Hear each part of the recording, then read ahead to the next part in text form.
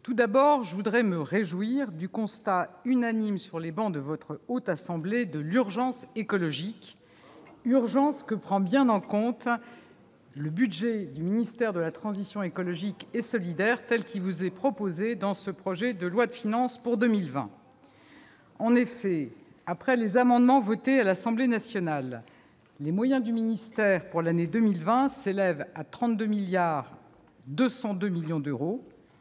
Et ces moyens, à périmètre constant, j'insiste, sont en hausse de 808 millions d'euros par rapport à 2019, soit plus 2,6 %. Alors, j'ai bien entendu les questionnements sur les effectifs de mon ministère et de ses opérateurs.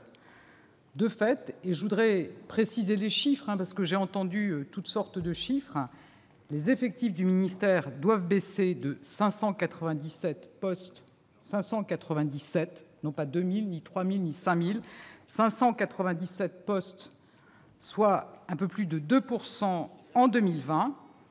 Je pense qu'effectivement, agir dans un secteur prioritaire n'interdit pas de devoir participer à l'effort général de maîtrise des dépenses publiques et donc des effectifs.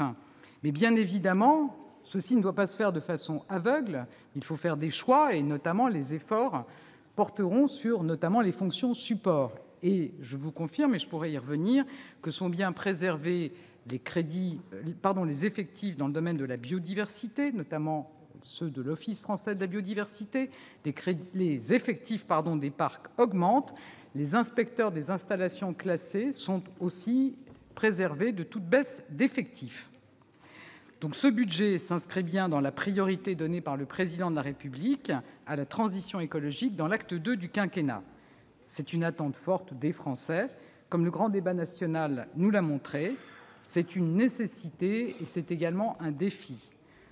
Le défi de la transition écologique pose finalement des questions simples dont les réponses peuvent être complexes. Comment se loger, se nourrir, se déplacer? Vers quels emplois s'orienter demain? Ce défi de la transition écologique se décline dans tous les territoires et je voudrais saluer la mobilisation des collectivités sur ces sujets de transition écologique.